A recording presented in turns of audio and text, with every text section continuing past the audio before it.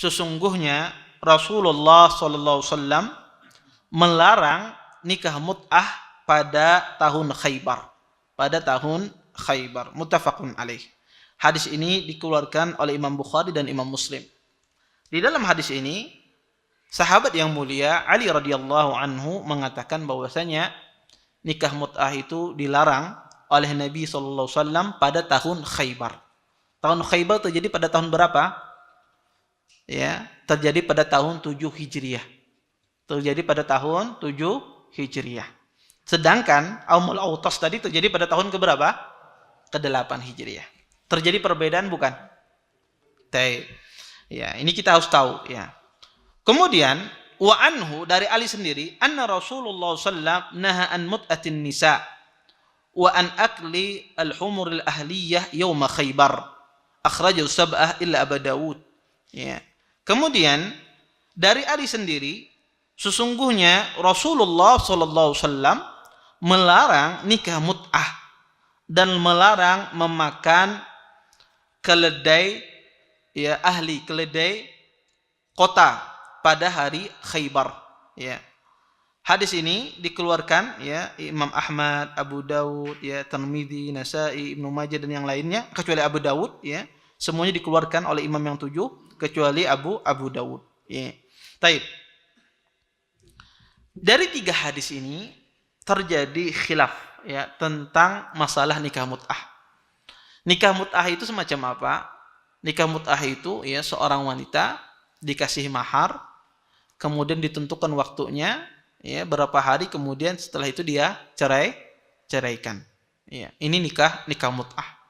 Maka nikah mut'ah ini di awal Islam diperbolehkan. Di awal Islam diperbolehkan karena semacam itu. Syariat Islam itu datang tidak sekaligus. Kadang-kadang ada asalnya Allah halalkan, kemudian setelah itu Allah haramkan. Seperti khamar. Khamar itu di awal dihalalkan. Kemudian sedikit demi sedikit akhirnya diharamkan. Sama nikah mut'ah ini. Nikah mut'ah ini pada asalnya dihalalkan. Kemudian diharamkan oleh Allah Subhanahu wa taala. Tetapi sebagian kelompok di dalam Islam mereka membolehkan nikah mut'ah ini. Dan ini dinisbatkan kepada sebagian sahabat, di antaranya sahabat Abdullah bin Abbas. Ya. Sebetulnya penisbatan kepada sahabat Abdullah bin Abbas ini tidak benar karena beliau sudah rujuk dari pendapat beliau tentang pembolehan nikah mut'ah. Ya. Sebagian orang mengatakan bahwasanya nikah mut'ah itu boleh. Ya. Kenapa? Karena hadis yang menjelaskan pengharaman nikah mut'ah tidak jelas. Hadisnya hadis yang goncang kata mereka. Kenapa dikatakan hadis goncang? Kenapa? Kadang dikatakan diharamkan nikah mut'ah itu pada tahun Amul Autas, pada tahun ke-8 Hijriah. Kadang dikatakan nikah mut'ah itu diharamkan pada hari Khaybar, pada tahun 7 Hijriah. Kadang dikatakan nikah mut'ah itu diharamkan pada penaklukan kota Mekah. Kata mereka mana ini yang benar? Ya, berarti ini tidak benar. Ini menunjukkan bahwasanya hadis ini tidak benar tentang pengharaman nikah mut'ah. Akhirnya sebagian mereka mengatakan bahwasanya nikah mut'ah itu boleh. Ya. Kemudian mereka juga berdalil dengan ayat Al-Quran. Kata Allah, "Famastamta'tum bi minhunna fa'atuhunna ujurahun." Kata Allah Subhanahu wa taala, wanita yang kalian nikmati dia, ya, istimta dengan wanita tersebut, maka hendaklah kalian kasih upah ujurahunna. Kata mereka ini dalil yang sangat jelas dari Al-Qur'anul Karim yang membolehkan nikah mut'ah. Ya. Maka sebetulnya pendalilan semacam ini tidak benar. Kenapa? Pertama, yang dimaksudkan di dalam ayat tersebut adalah masalah berbicara tentang mahar. Ya, orang kalau mau menikah, kata Allah Subhanahu wa taala, hendaklah dia mengasih mahar. Ya, kata ujurahunna itu adalah mahar. Maka itu ada kewajiban yang Allah wajibkan kepada pria ketika dia ingin menikmati istrinya, ketika dia ingin menikah, maka dia harus mengasih mahar, bukan nikah mut'ah. Ini penafsiran dari penafsiran para ulama. Adapun riwayat-riwayat yang berbeda tentang masalah ya nikah mut'ah ini, ya sebetulnya riwayatnya tidak berbeda. Para ulama berusaha menggabungkan riwayat-riwayat ini Ya, kata para ulama, riwayat yang mengatakan nikah mut'ah itu pernah diharamkan pada Khaybar, pernah juga diharamkan pada tahun Autas, maka riwayat ini tidak bertentangan. Kenapa? Karena nikah mut'ah ini pengharamannya 2 kali. Pertama Allah bolehkan, dan ini pendapat Imam Syafi'i. Pendapat Imam Syafi'i, saya tidak menemukan kata Imam Syafi'i di dalam syariat ini yang diharamkan 2 kali kecuali nikah mut'ah, kata Imam Syafi'i. Ya, pertama Allah haramkan nikah mut'ah. Pertama Allah bolehkan. Kemudian Allah haramkan pada hari Khaybar. Kemudian dibolehkan lagi. Kemudian diharamkan lagi oleh Allah Subhanahu wa taala pada Amul Autas. Ya, sehingga kata Imam Syafi'i, nikah mut'ah ini tidak ada bertentangan karena pengharamannya dua kali. Dibolehkan, kemudian diharamkan. Dibolehkan kembali, kemudian diharamkan. Sebagian ulama mengatakan tidak, pengharaman nikah mut'ah itu cuma sekali. Dan sebetulnya riwayat ini tidak bertentangan.